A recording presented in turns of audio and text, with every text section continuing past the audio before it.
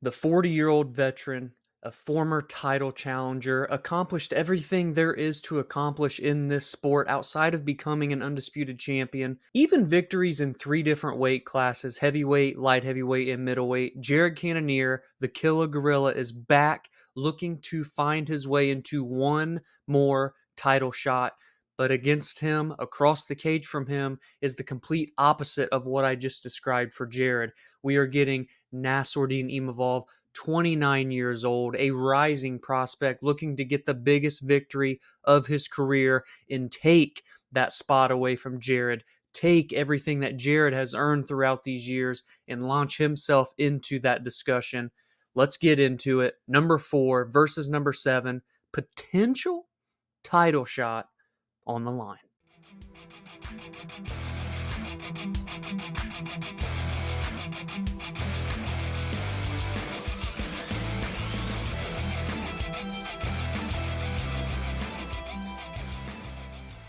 As I alluded to in this intro, Jared Cannonier has gotten victories in 3 different weight classes: heavyweight, light heavyweight, and now where he currently stands in the middleweight division. While he found success in the other 2 weight classes, neither of those treated him as well as 185 pounds. Cannonier here, as you look at the resume, is so much better than what I could just remember off the top of my head. He is 7-2 since coming down to 185 pounds. The only 2 losses are to 2 former champions, Robert Whitaker and Israel Adesanya, both via decision. In his victories, Marvin Vettori, former title challenger; Sean Strickland, former champion; Derek Brunson, Kelvin Gastelum, former title challenger; Jack Hermanson, Anderson Silva, David Branch. I mean, look at the victories for Cannonier. He's won 2 straight fights. He has not lost since his International Fight Week headlining spot in 2022 with the champion at the time,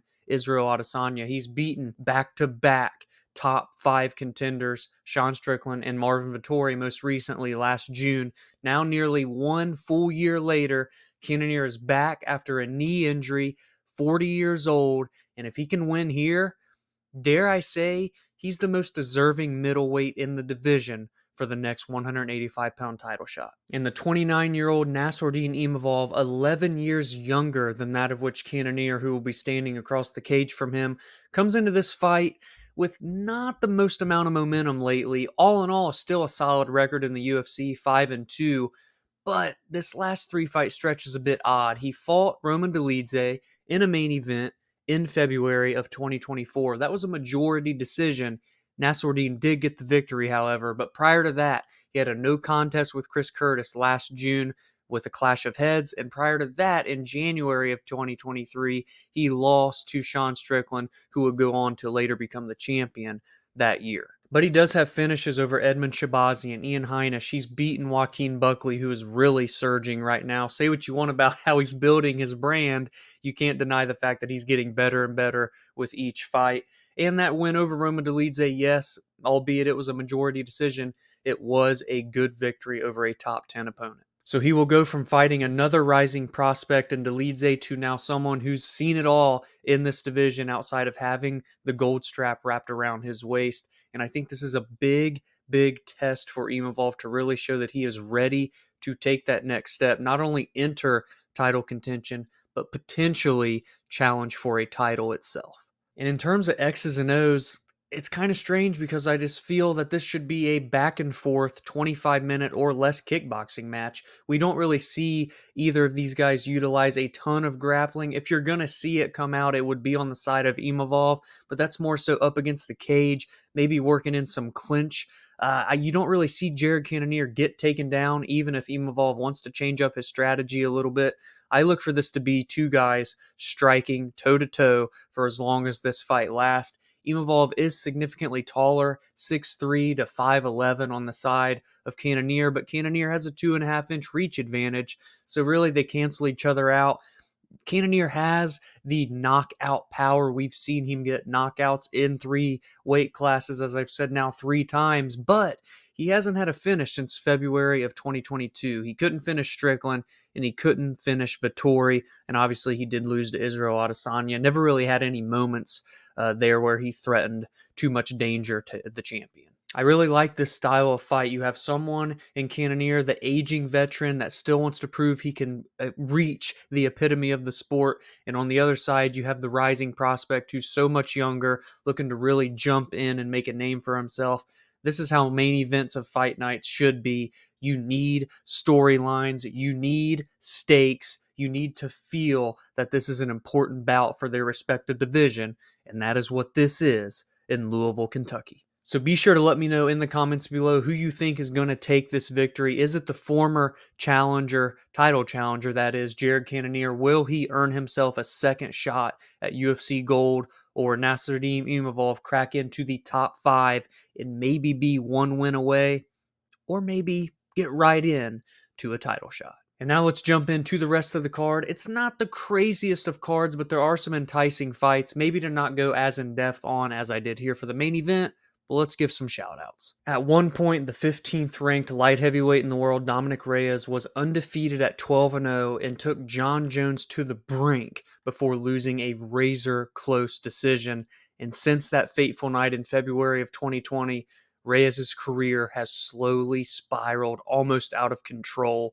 3 straight knockout losses. However, you got to look at the competition here. It was to Jan Blachowicz. It was to Jiri Prohaska, 2 former champions, and it was to Ryan Spann, a guy that has been ranked for the past few years now that just edged his way out of the rankings due to Dominick Reyes uh, dropping back to 15 and booting out Spann. So they are, again, there's no such thing as a good loss, but it is good competition. It isn't like he's just losing to people we've never heard of before.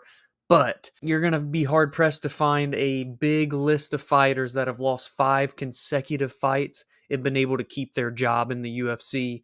Dominick Reyes is not only looking to bounce back and get a victory for the first time in almost 5 years, but he is looking to keep his career going in the Ultimate Fighting Championship. And to do that, he will have to take on Dustin Jacoby, a former kickboxing world champion, who is coming into this fight off of a loss and having lost 3 of his last 4.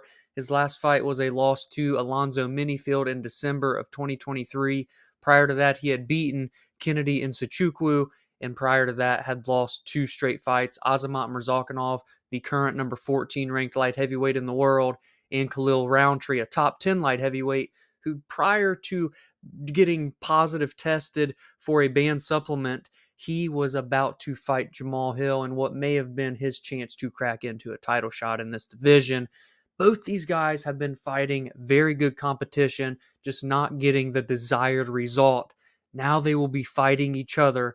Something's got to give for their career and to hold their spot. Or if you're in Jacoby's place, take the spot of Dominick Reyes. The 19-year-old Dana White Contender Series alum Raul Rosas Jr. will be fighting for his lucky number 3 UFC bout. He's coming off of a victory at Noche UFC last September, where he got a 54-second knockout.